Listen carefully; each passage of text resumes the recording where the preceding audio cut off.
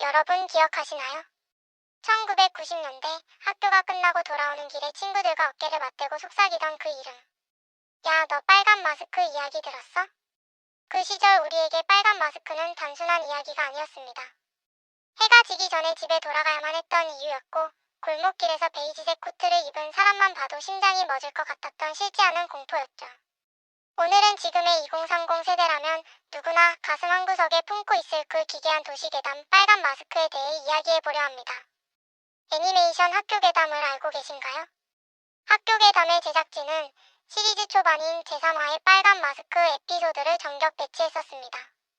예고편까지 방영될 정도로 준비는 완벽했죠. 제작진조차 이 괴담이 가진 시청률 보증수표로서의 가치를 알고 있었던 겁니다. 하지만 이 에피소드는 끝내 방영되지 못하고 영구 봉인되었습니다.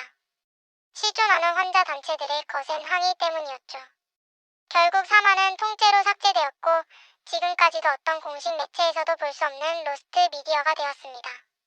가장 유명한 도시괴담이었기에 제작에 들어갔지만 역설적으로 너무나 유명하고 강렬한 비주얼을 가졌기에 세상에 나오지 못한 비운의 에피소드가 된 겁니다.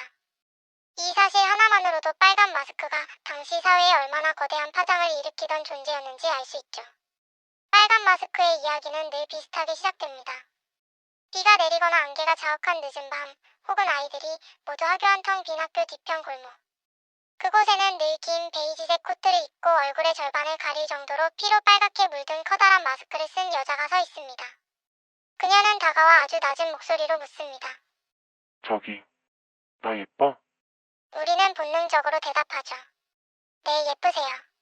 그럼 그녀는 기다렸다는 듯 마스크를 천천히 벗습니다. 마스크 뒤에 숨겨진 이불. 기미까지 찢어져 선홍빛 잇몸을 드러내고 있죠. 그녀는 기괴하게 웃으며 다시 묻습니다. 이래도 예뻐? 만약 당신이 비명을 지르거나 못생겼다고 말하면 그녀는 주머니에서 커다란 재단용 가위를 꺼내 당신의 입도 똑같이 찢어버린다고 했습니다. 도망치려 해도 소용없어요. 그녀는 100m를 3초에 달리는 기력을 가졌으니까요. 그렇다면 이 기괴한 여자는 어디서 온 걸까요? 사실 빨간 마스크 괴담의 원형은 일본의 쿠치사케 온나, 즉 입 찢어진 여자입니다. 이 괴담이 처음 등장한 건 1979년 일본 기우현이었다고 해요. 당시 일본 사회는 발칵 뒤집혔습니다. 실제로 빨간 마스크를 쓴 여자를 봤다는 목격담이 쏟아졌고 부모들이 아이들을 학교에 보내지 않아 휴교령이 내려지는 지역까지 생겼죠. 심지어 경찰차가 순찰을 강화할 정도로 사회적인 파장이 컸습니다. 왜 하필 빨간 마스크였을까요? 당시 일본에서는 성형수술 부작용으로 입이 찢어진 여자가 복수를 하러 다닌다는 설부터 세자매 중 막내인데 언니들의 시기 때문에 입이 찢겼다는 설까지 다양한 비극적인 서사가 덧붙여지며 괴담은 생명력을 얻었습니다. 이 괴담이 한국으로 건너온 건 90년대 초반이었습니다.